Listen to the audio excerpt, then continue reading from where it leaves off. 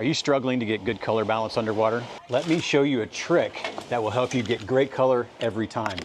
This camera's not designed to work underwater. It's only designed to work on land. To get around this, we perform what's called a custom white balance. That tells the camera what color the sunlight is at depth, because as we descend through the water column, the water absorbs the light, and the deeper we go, the less color there is. To achieve a good custom white balance underwater, you're gonna need a camera that you can manually white balance, and you're also going to need a white slate. And the way this works is you find the source of your light. So that for me, it's going to be the sunlight over my shoulder. I'm going to illuminate the white card with the sun. Then I'm going to zero out the light meter on my camera and snap a pic. Once you've created that custom white balance, you'll only need to change it if the conditions change. If clouds come over and the water becomes darker, you're going to need to change a custom white balance again.